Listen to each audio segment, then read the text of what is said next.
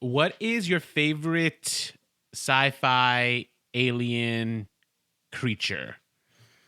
Like from a creature feature. Yeah. It would most likely be The Thing from John Carpenter's The Thing. Oh, that's a good one. Okay. It's absolutely terrifying. It and is. well displayed in the film. Although, does that one count if a lot of it is just like body horror? Well, I mean, we do see it, take a person and then mold it into itself, especially with the dog, and we see how it works and what it turns these people's bodies into. Which is also I guess. What about horrifying part? Yes, fine. I think that is horrifying for sure. Well, I meant it's the singular. It's not morphing, right? It's always the same look in each film or throughout the entire movie. Yeah, I don't know. Because I feel like the thing might be cheating because I feel like it is mostly body horror. Well, an excellent answer. I just don't think. You reject my answer. I don't know. I'd have to think about it then. Do you have one off the top of your head?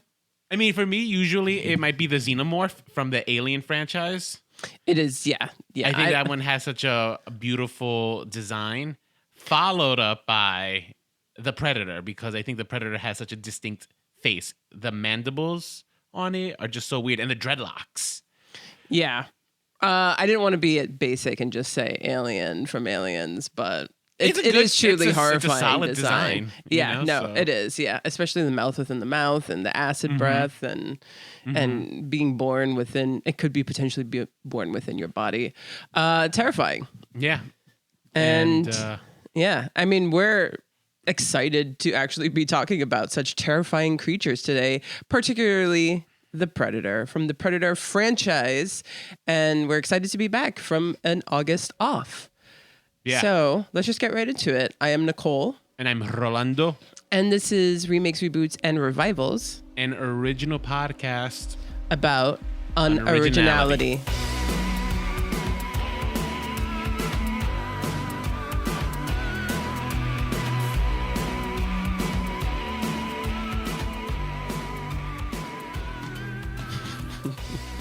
Something about the way you said that. It's like, are you over the intro? We've been doing it for 4 years. No, I was. Did it sound like I was? Just a little bit, but I think it might have just been it might. nothing. I guess it must. Because we're nearing our 4 years, and it's so funny because every time I do book club, I always do like, until next time, stay unoriginal. It's just become like my go-to now, so It's ingrained in my life. That's funny. But yeah, so this isn't our 4-year episode kind of anniversary. That's going to be in a couple weeks. Is it 4 years? Are we going to hit our 3rd year anniversary? I thought. This would be the 4th year starting the 4th year, but yeah, okay, we'll start our 4th year, but we won't hit the 4th year for another year. Yeah, the full okay. 4th year. Yeah, because 2018, that was 4 years ago, so that's why my mentality is like that. But yeah, okay, technically our 3rd year anniversary. Is that real? 20? No. Did we start 2018? We started in 2018. Oh, God. Okay. So this is the 4th year then? Yeah, no. Mathematically speaking, this would be the 4th. Are you sure it would be we our started 5th anniversary? I am positive we started in 2018. Okay, I believe you. I'm just shocked. Why isn't there a Wikipedia page about us yet? I know, right? Can somebody start that? I don't think we can. I don't think we're allowed to. It has to be somebody. Yeah. Getting info on us. I will just contact me and I'll give you all my info. But yeah, so we're back. How was your August? It was all right. No, nothing. Lots of work basically. I took on new clients and stuff, so I've just been hustling and bustling. Oh wow. Okay. Yeah, August wasn't necessarily a bad work month for me, but it was definitely a gross one in the sense of this heat, and it really affecting actually my body. I did get asthma, exercise-induced asthma earlier this year, and it has kind of lingered in my body and whatnot, and the ripple effects of it. So stuff like that. But in lighter news, Eddie actually is not with us today, which is a shame. No Eddie Z. Because I really thought that this would be up his alley. He really loves science fiction. He loves fantasy. So he was against it because he just didn't think Prey was going to be a good film. And I'll let you know what he think. Well, at least what we talked about after we saw it. Yeah. I am, can't wait to get to that. Obviously, this was one that was like, does this qualify or does it not? Because it's not a remake, it's not a reboot, but it is a revival. And yet the Predator franchise hasn't necessarily been gone for that long. It's constantly, I feel like they're always trying to inject it with new life, but it hasn't been successful. Okay, so they keep reviving it, especially in like the last, let's say, 12 years. There have been multiple attempts of them, like either continuing or restarting the franchise. And we're not counting Alien versus Predator because that's technically its own separate franchise. Yes, it is. With 2 films only, though, right? It's 2 films, a whole streak of comic books, video games. I actually am a big fan of the video game franchise. I used to play the shit out of it. It was one of my favorite games. Yeah, I think the storytelling for the second one particularly is, I think, top notch for the game. And you get to play. And then the best part is, like, if you play with other friends, you guys can all fight each other. One as an alien, one as a marine, one as a predator. Oh, okay. I was going to say, can you play as Alien or Predator? You can play really cool. as any one of them. Yeah. And they'll have like different skills as a result. Well, but I guess the interesting part about this is that it doesn't technically qualify as revival. It just barely does it. But I think it really does take the franchise in a new kind of direction and kind of does look at it with fresh blood, no pun intended. So it's like, I thought it would be. Also, like, it's been kind of like a boring August in terms of like new media. So yeah, I think that's true. I think everything I've been watching, and I haven't really been watching a lot in August. The only thing I have seen that I could recommend to people, not related to the podcast, but it's The Rehearsal on HBO Max. This show, absolutely weird. Is it a comedy? Is it reality? I don't know, and I don't think the creators know. But this show it's so meta. It's so weird. It's so absurd. I recommended it to my barber, and when last I saw him for my haircut, he was just like, "Oh my God, I have no idea what I was watching, but I was just enthralled." And that's the only way to describe this show. I've never heard of this show, so you know what? Take a chance. It's so bizarre. The Rehearsal, never heard of it, but I will check it out.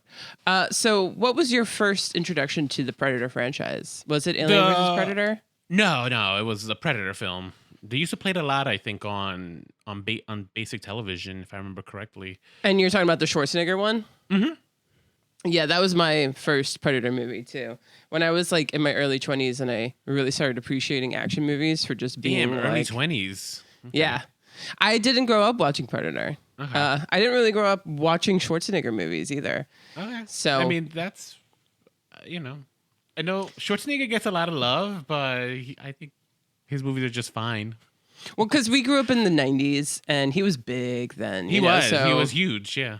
It's like kind of surprising that it took me way into like the early like 2010s for me to discover him. But that's how long it took. 2010s, wow. Or not like discover him, but really like see what he's about as an actor. And I remember watching Predator for the first time. And that was also when I saw like Rambo and stuff for the first time. I also saw Commando for the first time. And it's interesting because in Schwarzenegger's career, this is the first time he starts getting to play like human beings in like the present day. He's either playing a barbarian from the past or a robot from the future.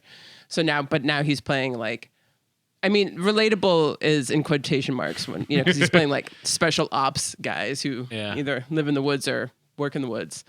But it's actually I think it's a really good example of why Schwarzenegger movies are actually good.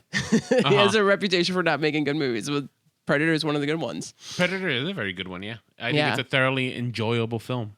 I think so too. And it's directed by John McTiernan, who I thought had a really strong run as a filmmaker for 3 films in a row. He made Predator in 1987, which I believe is his first film. 1988, he made Die Hard. Wow, okay. And 1990, he made The Hunt for Red October. Which is also, that one. It's a good movie. It's a submarine movie. That's why I'm not any interested in it. He went on to make really good action movies for the rest of his career, and he only made like 12 movies. He also made Last Action Hero with Arnold Schwarzenegger. Yeah, that's a good film. I actually enjoy that one. And he made Die Hard with a Vengeance, the third, not the second Die Hard, the third Die Hard. So there's actually like a lot of fun backstory to this film, but the first thing I want to talk about is that it came out in 1987, which is quite a year for movies, actually, and that's the year you were born. That is the year I was born. Yeah. Can you guess? I mean, I don't know. Maybe you can't, but can you take a guess as to what the highest grossing movie of 1987 was? Dick Tracy. That came out in 1990, so no. Oh, did it? Oh, I thought it was. I could give you a list of some of them. Maybe I could guess. Aliens. Oh, you were so close because that came out a year before in 1986. Then I don't know. So 1987 is like a really interesting year for movies because I think some of the most pivotal movies that exemplify the 80s came out that year. Mm-hmm. And none of those movies got to be number one in the box office. Oh. But, like Wall Street came out that year. It didn't even come in the top 10. The Greed is Good Wall Street movie. Uh-huh. Number 2 in the box office, Fatal Attraction. Oh, Fatal. Okay. Huge hit and a huge kind of like this is what the 80s were all about mentality movie. The Untouchables came out, Moonstruck came out, RoboCop came out, Predator came out. Okay. Raising Arizona and Evil Dead 2, which were really two creatively like different movies from what Hollywood was producing at that time, both came out in 1987. Okay. And yet, Lethal Weapon also came out in 1987. And yet, nice. number 1 in the box office, the highest grossing movie was Three Men and a Baby. Oh, really? That's so funny.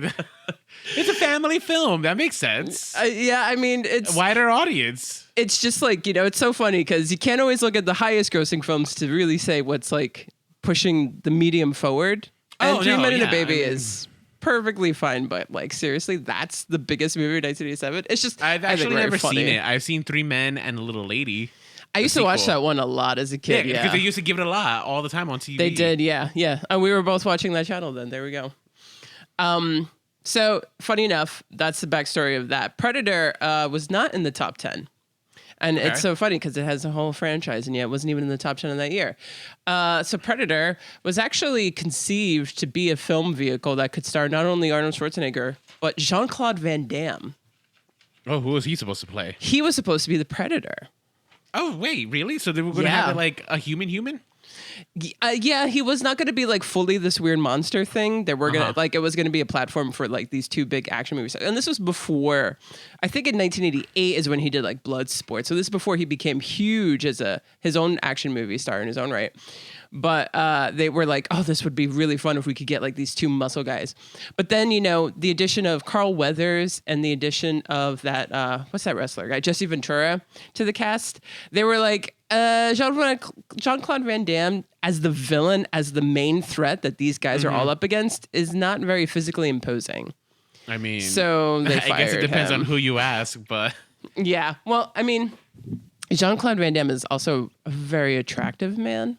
Yeah, he is, I guess. He has a great body, I guess, but I never. But his has very soft, delicate features, like facial features. So as, just like this man-devouring creature, he would not have been believable. So they... Well, I mean, wouldn't you change the concept, though? If it's... Because he wasn't going to be... If you're casting Was Jean-Claude Van Damme already, like, a name at this point? No, I think like in 1988, 1989 is when he starts to like burst out of the scene. Okay, so would he have been in costume though, or would he have just been like was this always going to be a creature feature? I guess is my question. Yeah, I think they wanted it to be more of like a martial arts film, which is why they were going to have him in it. But he would also be a creature, but because he was like too short or something, I think they also just wanted it to be he needed to be larger. And then they did develop the creature more. The creature was like going to originally have more like a long neck, not like a giraffe neck, but like he was just going to look totally bizarre. And apparently James Cameron takes credit for suggesting the mandibles because he fucking would. But I definitely think that the artist that came up with it, his name is Richard Edlund. Right. It's not Rick Baker, who I had thought had done it for the longest time. Yeah, well, because he's so synonymous with the 80s and creatures. Yeah. He had put in a bid though, but he just didn't. They just didn't pick his. I don't know if that means that they didn't take his price. Oh, interesting. You know what I mean? Well, I know he developed it. I think it was a different artist who actually did the design of the creature, but Richard Edlund just kind of developed it and did all the special effects. And I think it was that guy who was on the plane with James Cameron. James Cameron was like, "I want to see a monster with mandibles, man." Right. I mean, anyway, yeah, awesome. I mean, great design. if James Cameron really came up with it. I mean, James Cameron is he's kind of a pop culture genius, so maybe he did actually do it. Yeah. Just a couple other things. This movie was a task to film. Obviously, it was John McTiernan's first film, so people were keeping an eye on him and making sure that the pressure of this job didn't kind of like overcome him. And all these massive men with their massive egos were getting up early and going to the gym so that they can like each look better than shredded. the other, yeah. And so just kind of like overexerting themselves. Shane Black, who's actually a writer, he wrote the Lethal Weapon films, and then he's also gone on to be a director. Actually, he directed the very last Predator film before Prey. He was kind of like hired to be one of the special ops guys just so he could like Wasn't he like he was like the handsome people. one, I think, right? With the glasses. He was with glasses. He was like the nerdy handsome. The nerdy, yeah. Like yeah. less imposing than like Carl Weathers and Schwarzenegger, Dutch. Yep. And I mean, that's pretty. I mean, there's like other stories about it, but for the most part, that's it. This movie was a pretty big success, but I don't think at the time they knew it was going to continue to be the success that it became. I think like for a 15 to 18 million budget, according to Wikipedia, it got 98 million in box office. Yeah. That's very good. I mean, think about the elements you have in this movie. You had big muscular. It was hyper masculine. It's got stuff blowing up. A monster that's like invisible most of the time. Yeah. Yeah. Well, the monster itself is definitely, I think, one of the best things about this, obviously. Right. And I guess it's a good time for us to talk about how these films are structured. And I think we should focus very much on Predator and then Prey. We could talk a little bit about the films in between. But, I think the big one is the first one. I've only seen Predator. I never saw Predator 2 or the Predators or The Predator. So then that's perfect. We were willing to focus on that. It's so funny. I've seen the Alien versus Predators franchise, but I heard the second one was so terrible. It's just not worth it. And it depends. First of all, you should always make up your own mind. But like, two, it depends on your appreciation of the kitsch and I guess. I mean, I don't. The outlandish. Like so I like Predator, the film, but like I don't know, like I just never gravitated towards Predator movies per se, right? Like same. But the video games and even the comics, those I absorbed, right? But I never necessarily needed to see it in film. So that's why I just never I just never cared to see the sequel. The Predators, right? Which is one where like I think I've seen bits and pieces of it when it was like on TV. But I didn't care for it. I don't know. I just never was interested in like Predator movies. And then Aliens vs. Predators was another one. Once those started coming out, I was just like, ew. They mucked up my game so bad. Yeah, well, even when those movies came out, I was not really interested too. And I'm kind of on the same page with you here. But the idea of like taking Predator and putting him in the streets of LA the 90s is just like so up my alley. Well, Predator has fought Batman in comics, right? That's fun. So Batman was one of the his trophies. He was trying to make him one of the trophies and stuff. So Batman had to like go fight a Predator in Gotham. Wow. Yeah. Now that's a movie I would see in a heartbeat. And like these two properties came out this year. I think they can make it happen. Well, no, they cannot because Disney very much owns the Predator franchise now. Yeah, which is so weird. Maybe we'll get a Predator in the Marvel universe or something. Maybe. Yeah, maybe Marvel will take that good idea because Disney and Warner Brothers can't come to an agreement. So, film structure. These films usually begin, well, this first film at least certainly begins, with an alien spacecraft that gets deployed to Earth. So we already know that this is a creature from outside of our earthly boundaries, which, is already like next level. And we kind of get that also in the new one. Like very early on, we're very, very much aware that it's something from the sky at the very least. Oh yeah, the structure for both films is very similar in that sense. They don't hide the fact that there is an otherness that's going to be fighting this. And these are man versus beast movies, or are these man versus nature? I guess they're man versus beast movies, right? I like to put this in the subgenre of the intruder film. Oh, so okay, fine. It's usually like it. And I think it's also like in an isolated close circle thing. So in The Thing, they're like isolated in Antarctica or on Jaws or on a boat, or an Alien, they're in a spacecraft. These guys are in the middle of like the jungle, and then like an intruder comes in and starts killing them off one by one. And that's like a subgenre within itself. And which is it's a really strong one. Yeah, because in Predator, they're the intruders also, though. Yes, that's they're that's kind of like the subversive part of it, right? Yeah. Pretty much, we see that a spacecraft is like shuttled to Earth, but then we tune into Earth and what's going on there, and we meet Major Alan Schaefer, also known as Dutch, played by Schwarzenegger, and he's got a military rescue team, and they have been deployed by the Carl Weathers character Dylan. To pretty much go and like rescue a cabinet. They're told it's a rescue mission. Yeah, they're pretty much told that in the middle of I think the Caribbean jungle or the Mexican jungle. They don't really make it clear. It's Central American. Central American. It's called Val Verde. They were always making up places. Yeah, in the it was 80s. a made up place because he didn't want to offend anyone from Central or South America, those banana republics at the time. Yep. Same thing in Commando, the other Schwarzenegger movie of the 80s. So funny. They don't want to offend anyone, and yet the depictions are not good. Oh no, by no means. It's like not one country has to take offense; just everyone can take offense. Just the entire region be offended. But yeah, so these guys, they're Green Berets, and they're doing their rescue mission. They go in and they do what they're supposed to do, and then they kind of like realize that they've been like double crossed, or at least Dutch was lied to by Dylan, and there seems to be like.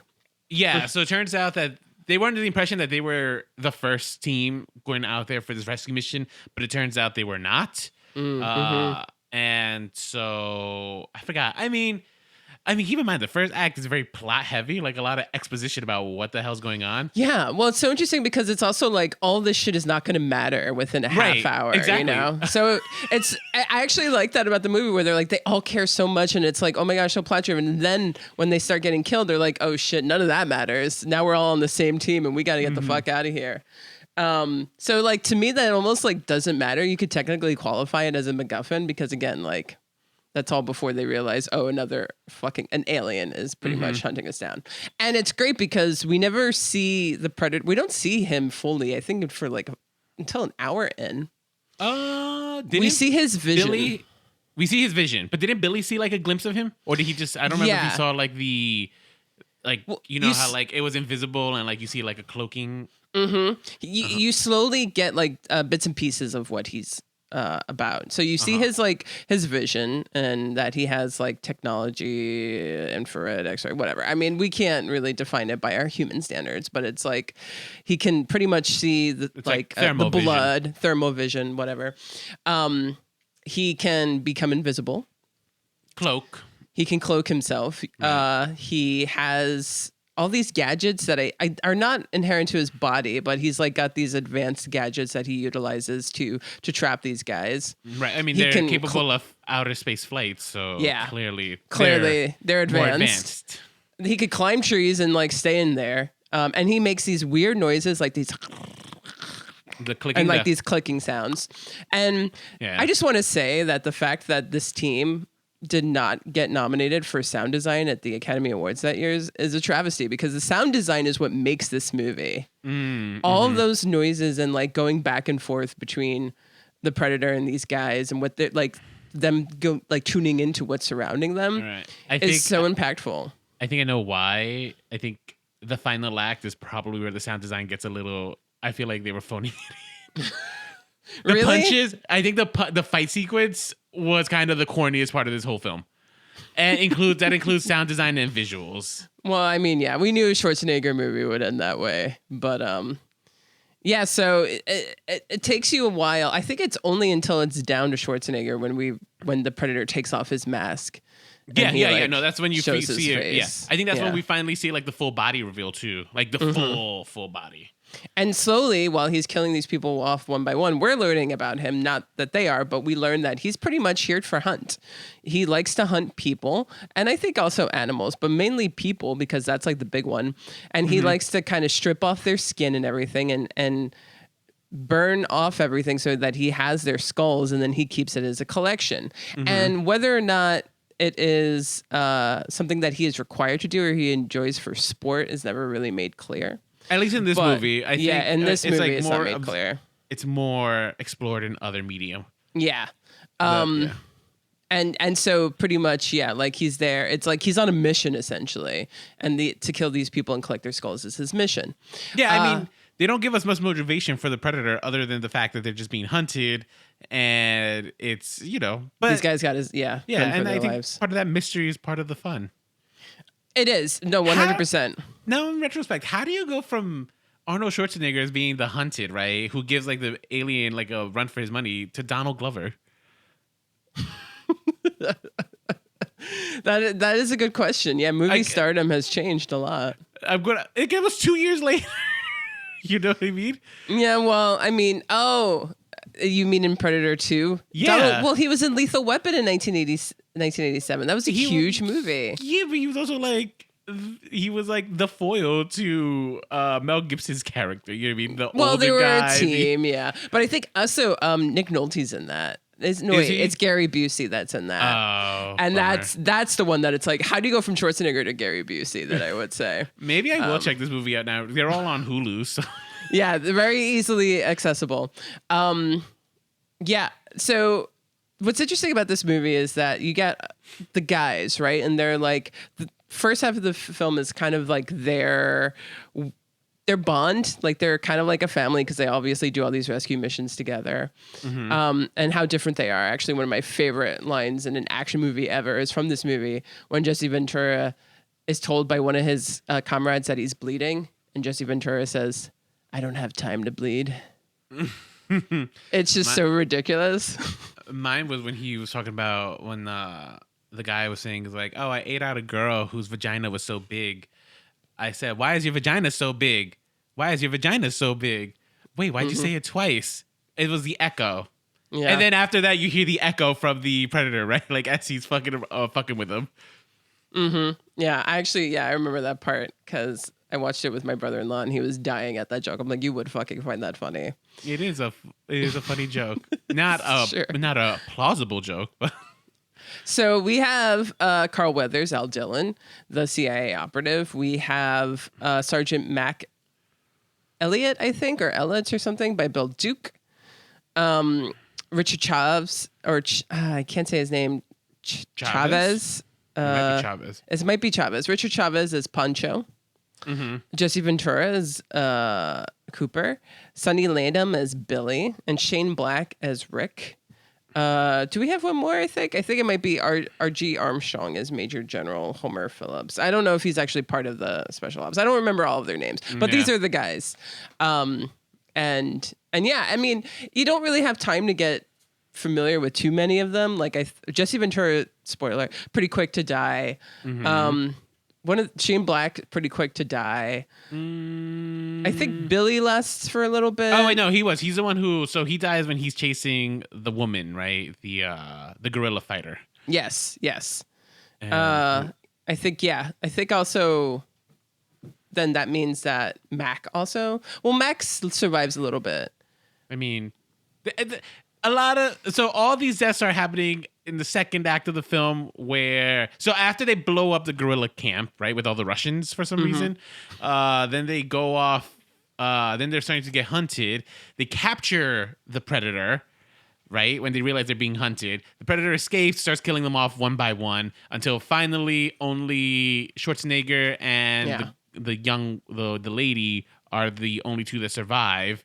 And when she's about to, I think, pull the gun on the Predator, he stops her and he gets shot and he tells her, "Go to the chopper!" right? You know, That was So really good Schwarzenegger. thank you. So she runs off, and then it becomes like a one-on-one match between the Predator and Schwarzenegger.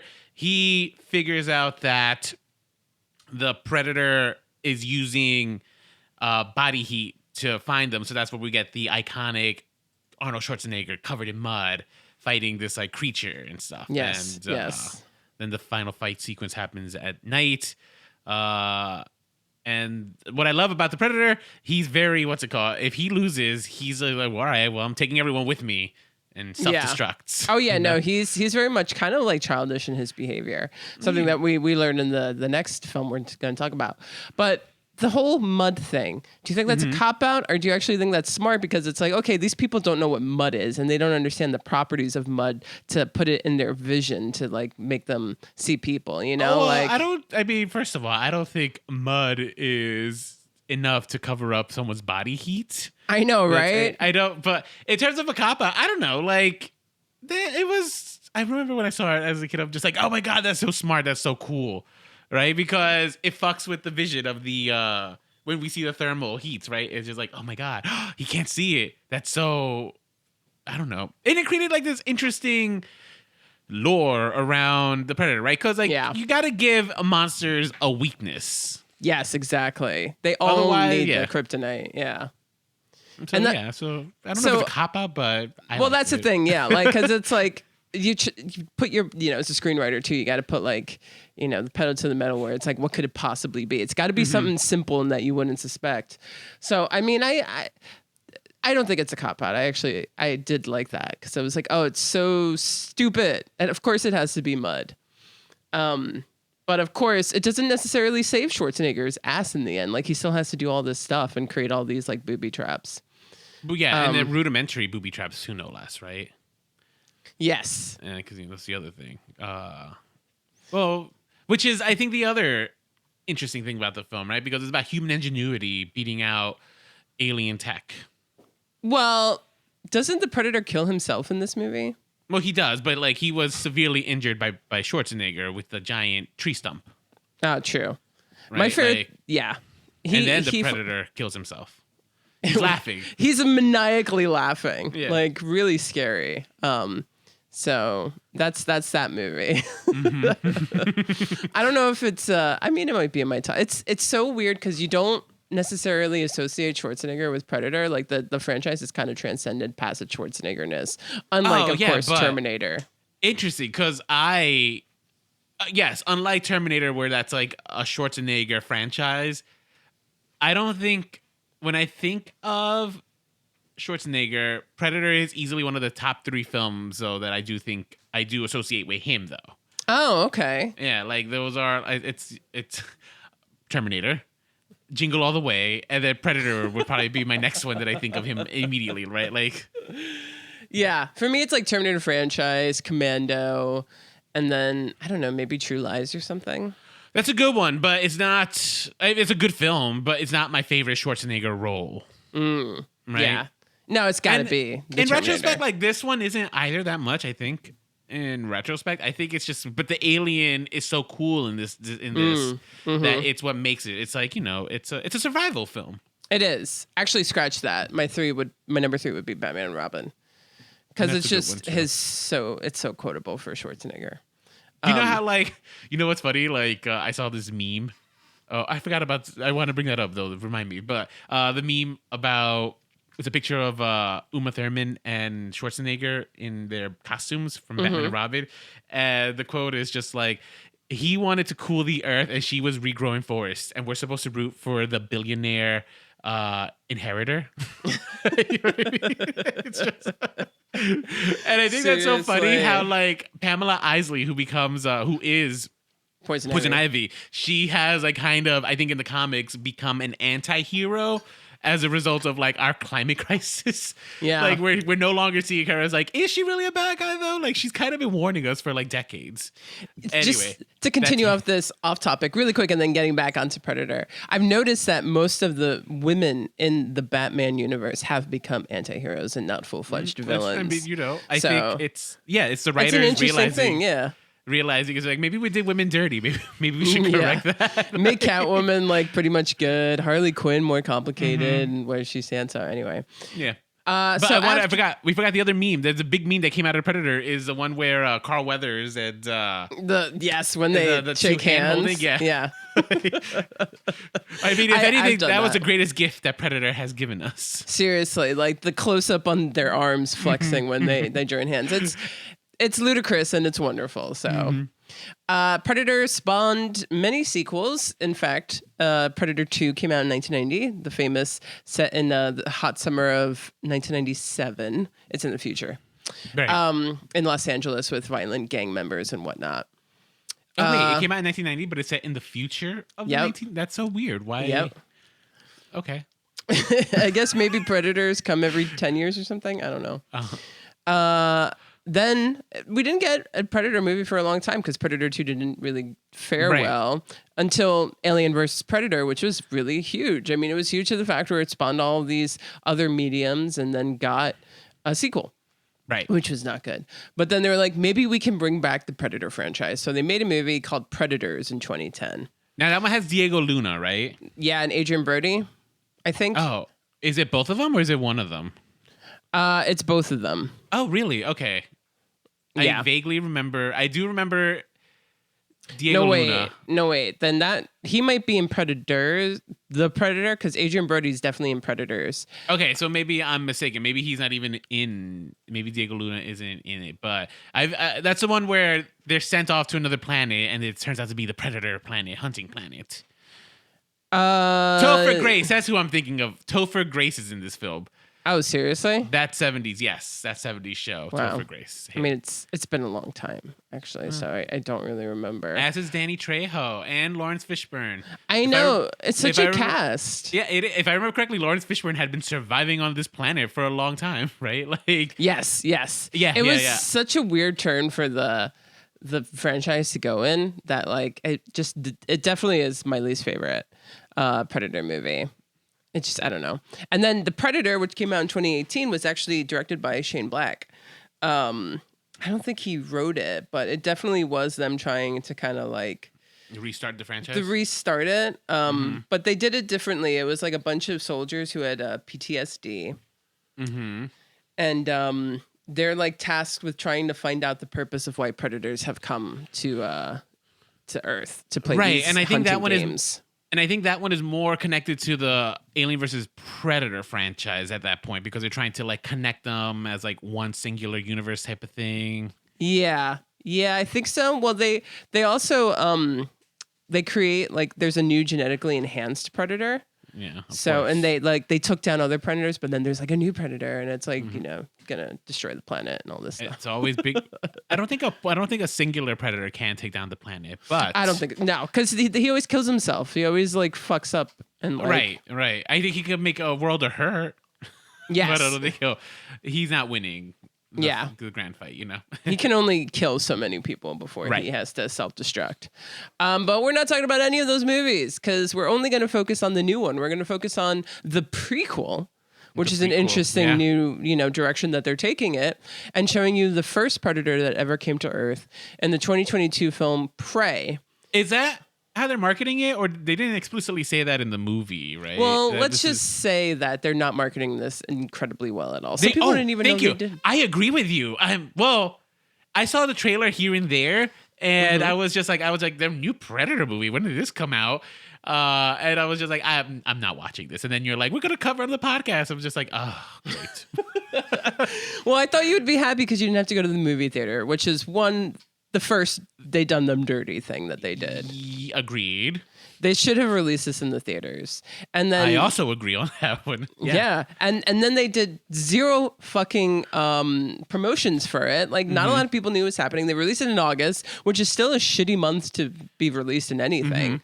But I will say that Prey actually, I do believe it broke records for like being watched on Hulu. Like it was the most watched debut film for a film in a weekend. Okay. So like, I think they were like not giving this film enough credit, and they obviously didn't believe in it. And yet here's everyone saying like, I wonder if it was word of mouth because it premiered at Comic-Con. at San it could Diego be. Comic-Con. And then like I think it must have been positive buzz, because I will say this, I didn't hear about the movie. I only just watched this for the podcast, but I had been hearing buzz about the film on like my TikToks and stuff, and like people talking about it's just like, yo, check out this film. It's actually like really good. I think shockingly good is what people have been saying.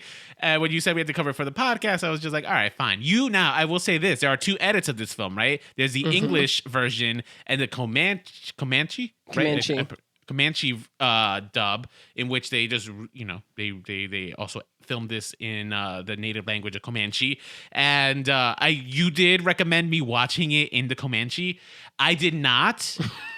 I didn't, but I do regret not doing that. Yes. In retrospect. All right, so before we get there, I'm a little disappointed then, but whatever. I had to like focus, and it was just if I was going to read from the TV, I was just like it just would have messed my experience up a little. But it was so action driven. All right, whatever. I agree. But I also didn't know, and like most of the dialogue happens in the first act of this film. So this is true. That's starting off that way. I really knew about this film because of Letterboxd. I have an account on Letterboxd, and like it's a film diary app essentially. And so all the film people I knew were watching it and being like, "You got to see this movie." So purely buzz. And if you're a film person, you haven't heard the buzz about this, I'm actually kind of surprised. 1, but 2, like I will say, you should check it out. It's actually really interesting. And it's, if you have Hulu, or if you don't, get like a trial or get somebody's login and just check it out, because it's actually a pretty interesting movie.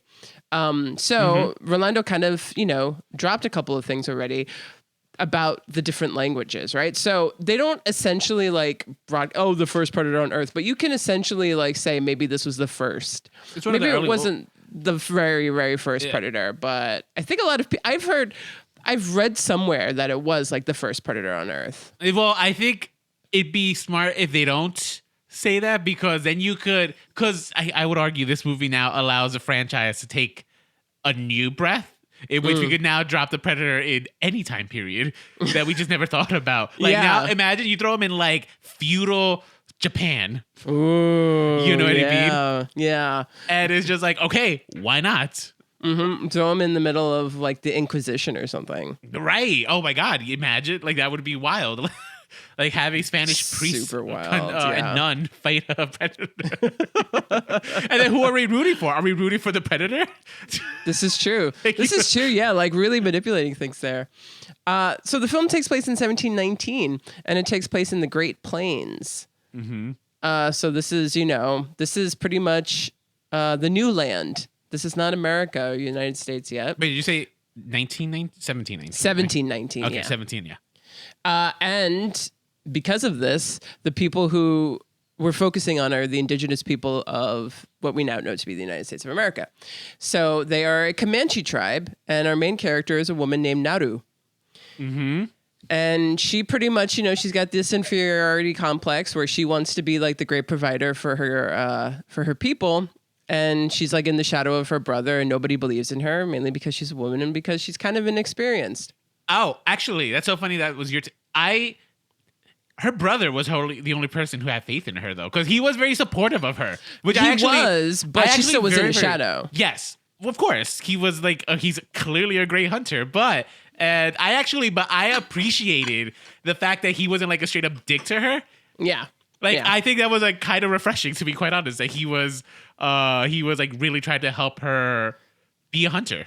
I didn't mean to like say he was a dick or anything. No, I do think he was a good brother. I completely agree. This sets up, honestly, if you think about it, if you boil this down, this movie was very much a Disney movie. It was like a Disney princess film. Like she's going off to prove herself in a man's world. Then you throw a predator. Yeah. Oh my gosh. Yeah. No, that's true. It's very clearly Disney property. Again, Hulu is owned by Disney, guys. So this is a Disney movie. Yeah. Well, so Naru and her dog. Do you remember the name of the dog? Tabi? No, that was a brother, I think. Yeah. What is a dog? Hang on. I don't. All I know is that the moment that I saw there was a dog there. Okay, there you go. I was like, no, this dog is gonna die, and I was so sad. I do not like knowing, or at least anticipating, that an animal might die. But That's called giving you tension, on-screen tension, because Yes. it's a Predator movie, right? So we know it's just like we assume his dog's days are numbered. I know. So immediately it was like, oh shit, you know, and all these innocent people in the tribe that are gonna die, like things you just don't want to see. And so this movie is actually really interesting. I like I said, I watched the Comanche dub, but they did a lot of the sequences. Actually, they recorded it in English. I noticed that their dialogue wasn't matching most of the time, but all of these actors do speak that language, so they did the dubs themselves. Yeah, so that makes sense, right? Like doing the dialogue heavy scenes, you could do those twice, but doing the action sequences, I'm pretty sure it's just like, okay, we could probably film this once or film it right once. To do it again in another language, it might be a little more complicated and stuff. Yeah. I think that I would recommend the Comanche dub if you just want a more authentic feel to it, which is why I watched it, because I was like, well, there's no way these people would be speaking English. Yeah. You know, it's just like, it's like watching, there's this famous movie in the 60s called Where Eagles Dare, where these soldiers, these British and American soldiers, go into Germany, and the reason that they're like doing this mission is because they can all speak fluent German, but nobody speaks German the whole movie. Yeah, So yeah. Well, I mean, that's kind of how they did it. So there's a scene there. The other antagonists in this film are Frenchmen. They speak French, and from our point of view, anytime English is spoken, it is Comanche. Yes, So there's a yeah. scene where like we have a white man talking to her in Comanche, and he's just like, "I can speak your language too," right? So that's just kind of like that was a moment where we're just like, now I regret watching this in Yes. in English. There you go.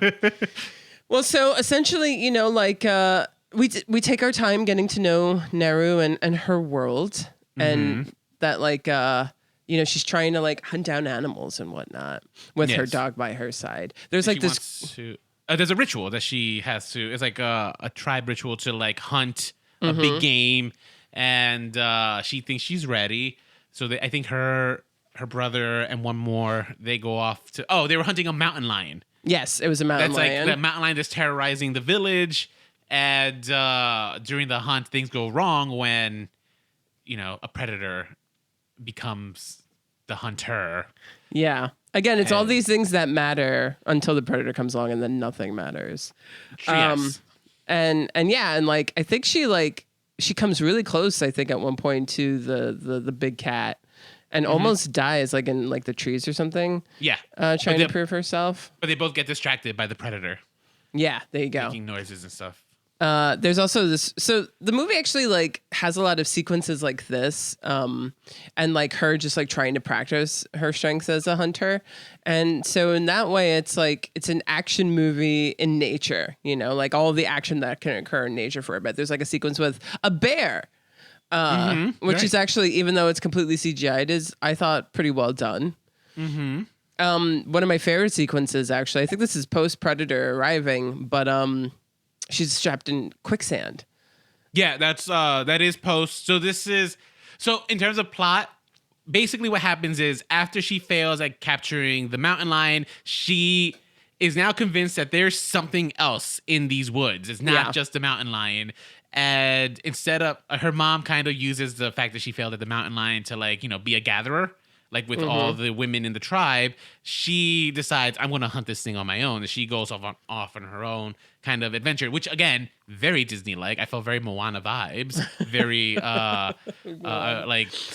like Belle vibes, right? Like it's just like I will do this on my own kind of thing, right? Very Disney princess With my dog. with my dog, with my animal companion.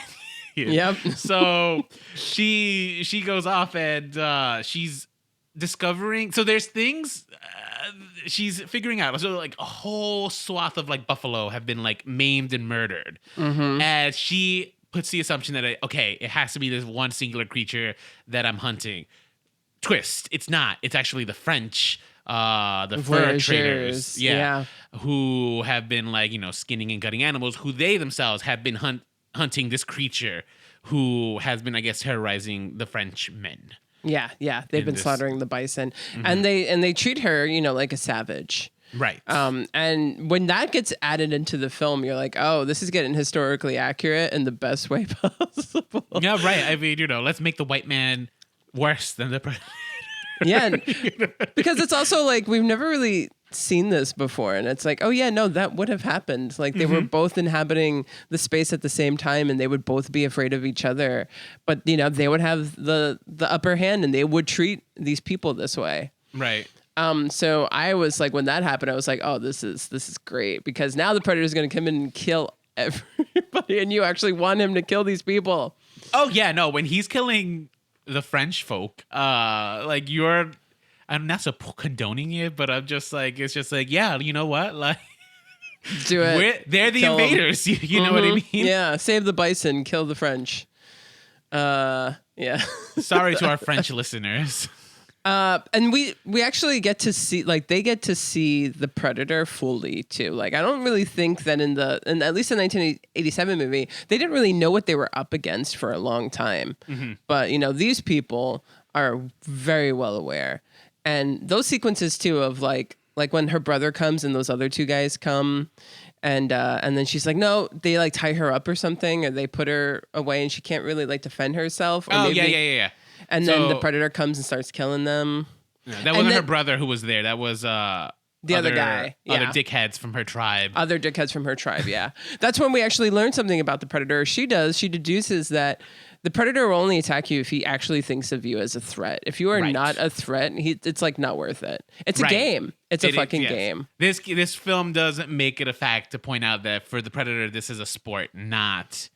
There's rules. And I actually, to the character's credit here, like they were hinting that like she hunts differently from the men, right? Where she's clearly very logical. She's very focused. She takes her time. And we see when she's encountering the Predator, while he's out killing, she's learning. She's figuring out like this is what it's after. Like this is what it's doing. Figuring out its tools, right? Because he's advanced. Yes. You know, but she's figuring things out. Like, okay, this is how he uses this and stuff. And I think that all pays off to the final encounter very well. You know. Yes. So spoiler, guys. We're going to spoil a little bit of the film, but so just saying. The way that everything leads to the climax and like you learning as much as Nero does at this point. And you kind of have a familiarity, obviously, but even if you've never seen a Predator film, you can watch this movie, but most of us have probably seen a Predator before, so we know how he works. But we're still learning things about him. Like, I don't think it had really dawned upon me before that I was like, oh, right, you have to really be a threat because at the end of the day, he's a hunter, right? Like, this needs to be engaging for him.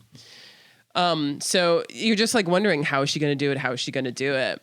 And now I actually did see this movie like a couple of weeks ago. So remind me again, how does she kill him? So she lures the Predator first. So one of the things we know, as I think one of the females of the tribe, my assumption here is that she learns also like the gathering techniques that the women would.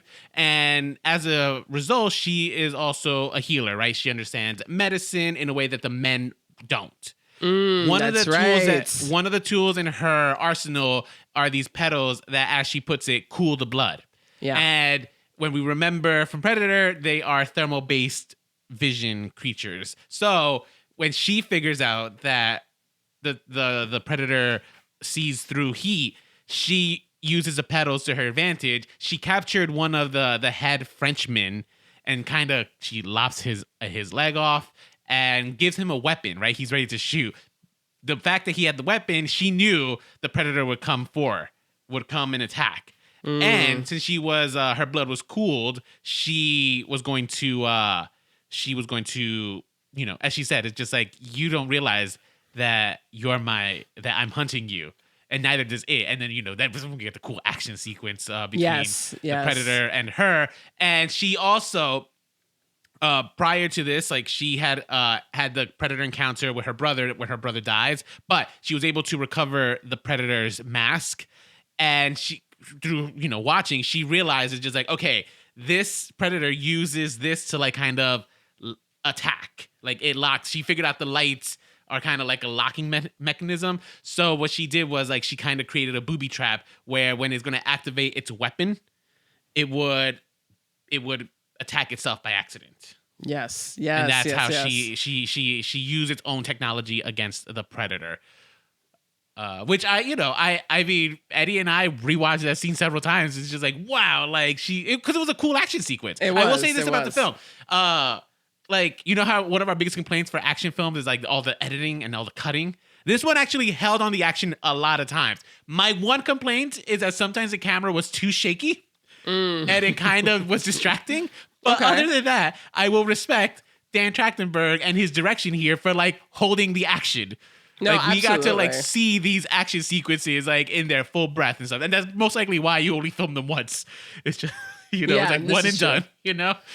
I will also say that I really appreciated their use here of CGI creatively, or like at least like I get why they use CGI. Of course, you're not going to have a bear attack with an actual bear. You can CGI that. But for the other stuff, you know, that's why they're able to hold on it, because they actually are two people here who are physically interacting with Yeah. one another.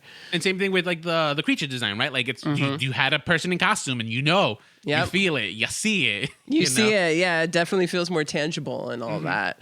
And so that was just, it was very exciting.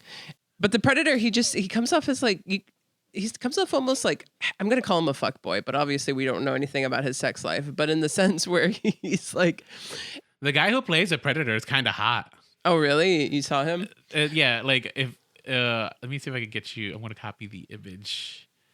Like he plays by his own rules. It's like nobody actually knows what like game he's kind of playing, and it doesn't matter. And he like, I mean, I feel like he's a cheater in some way. I wish I could like remember the exact instance that he was a cheater, but he's like a little dick, and he does everything for his like stupid trophies. Oh, I see.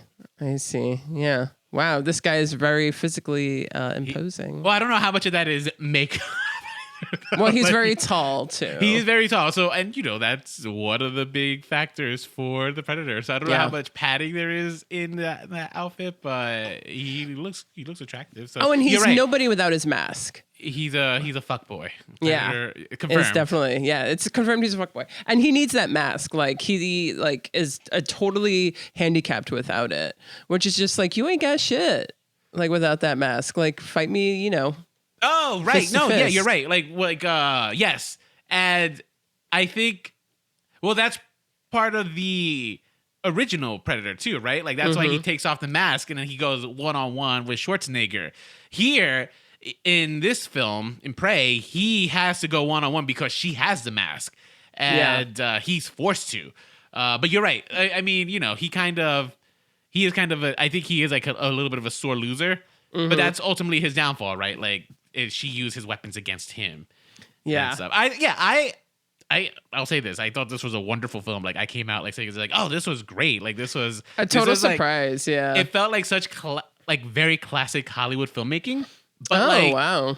yeah, but like in a way that like, But we done don't get that anymore. contemporary. Yeah. Yeah, like we just I don't think we don't get good. I don't know, like It was just Solid simple, action effective. films. Yeah, like Yeah. a solid action movie, simple story, well told, a really nice and unique twist on a franchise and like a story we've seen before. And then also like with the nice historical lens in it that is also feels accurate, but like also engaging. And genuinely horrifying, and it doesn't feel like a trap for like trying to be PC. Like no, it feels Oh, yeah. authentic. Absolutely not. It just felt like it felt like an authentic story. I'm not making the argument that it is, but I think the creators did go through exhaustive lengths to make this as accurate as possible. Casting alone is you know is how you do it, and then the fact that you have an edit that is in the native language, I think is just like smart. Props out to Dan Trachtenberg, the director of this film, who this is his second film, right? His first one being 10 Cloverfield Lane, which I love. Like that is such a fantastic film. And I don't know, like, is this his second film? I'm just like kind of excited. It's a bummer No, it is. that like it just got dropped on Hulu and like not a lot of fanfare. Seriously. Yeah, that is and- the biggest disservice to it. I mean, when you look at the other movies that are in the theater, it's like, why couldn't this go to the theater? You could bring Easter Sunday to the theater or Bullet Train with like that Brad Pitt movie. Like, okay, sure, fine. But like, Prey has gotten way more praise and buzz around it than fucking Bullet Train has. Just I because didn't Brad know that Pitt's Bullet in Train it. had come out yet. Yeah, see, look at that. Look at it. I Was was- very underwhelming. I was at a party yesterday and they're like, "Oh, did you see Bullet Train?" I'm like, "It's Owl." I didn't even know. Yeah, yeah. Well, that's where the podcast keeps you up to date. I'm sure. Easter but- Sunday though, I don't know. That one had more merits as to why white pushing that, right? Like you're telling a very cultural story. Right, but it's a comedy. Had this come out in the theater and you heard the buzz, you probably would have wanted to go see it. Yes, and it would have been agreed. great in the theater. And then it's like it gets you like right now. I feel like the excitement about going to the theater has kind of lost its momentum. Yeah, Like yeah. it was back with Top Gun Maverick and other movies. Top Gun Maverick is obviously the big one, but like we saw Nope. Nope was great in the theater. Mm-hmm. I enjoyed seeing Elvis in the theater. But then like a couple of disappointing Marvel movies and just not like very good like options has made going to the theater kind of like not a thing in August. Had this come out, like it would have been a great August for movies just with this one movie. Marvel. What did Marvel release in August? Marvel didn't release anything in I'm August. talking about this summer period. But they did Oh. the Thor movie, which people were like meh on. Oh, I liked it, but whatever. I'm an easy person to please. No, you're know. not. Um, You're a pretty fair critic though. Like you don't I'm always a fair critic, but like Yeah. but I also know what I'm getting myself into when I'm seeing certain. Like when I'm going to a Thor movie, like I'm not expecting here. This is true. You were the most Like, generous you're- to Jurassic Park, Jurassic World. Like Jurassic, because they delivered what was promised. They That's all I want in a overly movie. delivered. And here is a great example of Prey is a perfect example of a movie that is. I think they over delivered on what was promised, because what was promised to me just from the trailer was just a rehashing of Predator Yeah. that I was going to be. I felt was going to be. I was going to be bored. However, I think focusing on the gender politics of a woman in the past, it somehow became fresh because it is Yeah. the antithesis of the hypermasculinity of the original one without necessarily saying the original one is bad, right? Like at no point do I get the feeling like this is trying to say like, no, this is a better version of the original one. No, it's just a new perspective. And because of that, I think this movie felt so fresh by the end of it. I was just like, oh, yeah. Like, respect to the original one, but like this movie on its own has its own legs. Did it need to be a Predator film? Yes, I actually do Yeah, think it no, needed yeah, to be it did. And It this, did. this had like this was just a great Predator film. People have been hyping this up as like, oh, it's the best one since Predator, and like 100% truth. I think Like, so too. And I like your read on like the antithesis to the original film, because if you think about the first two films, the Predator always does a self-destruct sequence because these men are not able to kill him alone.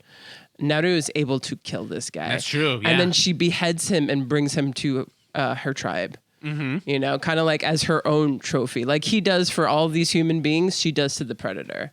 You know, so it's a really nice, successful role reversal. You're in and out in an hour and a half, guys. This is a Yeah. very short movie.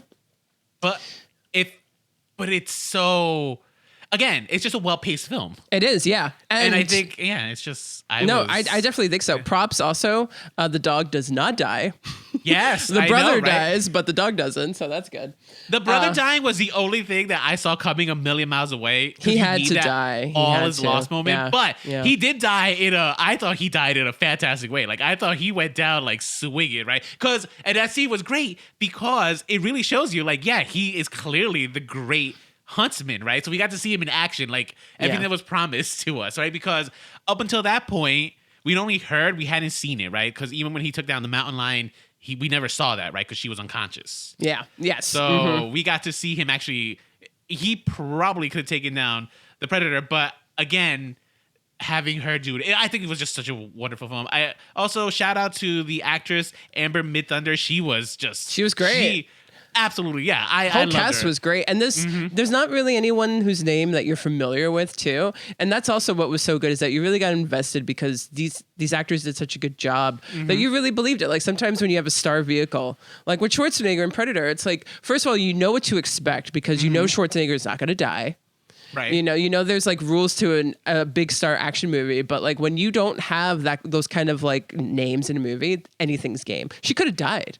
She could have, yeah. You know, so you really were like on like your seat with like, well, what's going to happen? You know, like that's why the moment it began, I was like, oh, great. I don't want to watch these people die because I'm like, I know that's what's going to happen.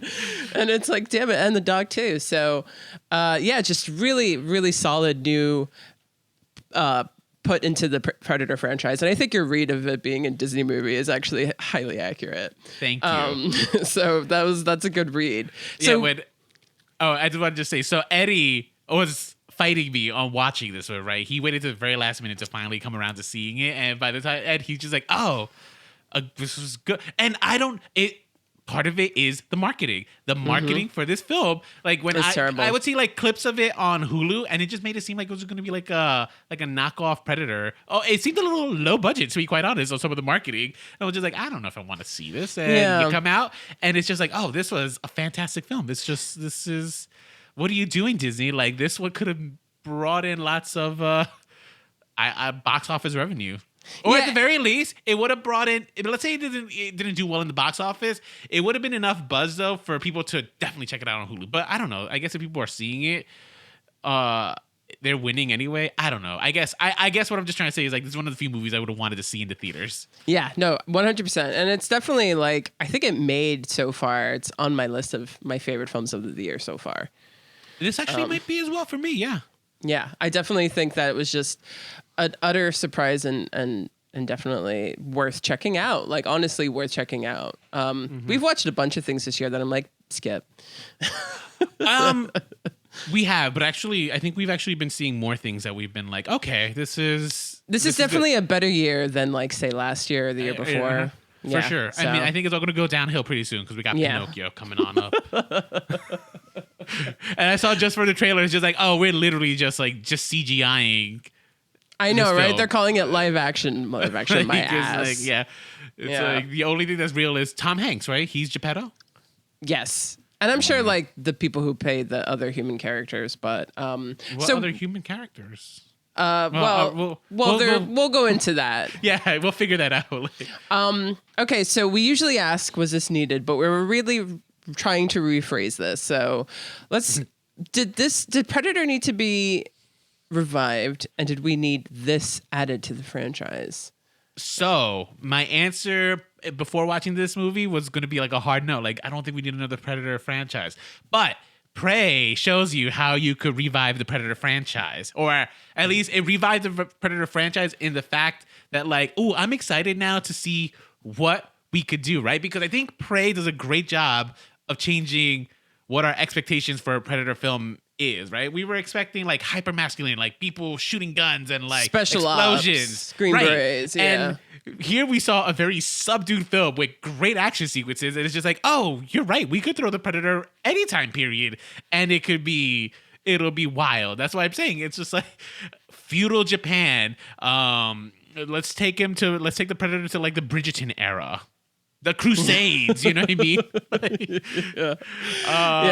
What if Predator crash landed on Jane Austen's property or something? Yeah, that would be fun. Yeah. So I think sky's the limit now with the franchise, and I think naming it Prey was.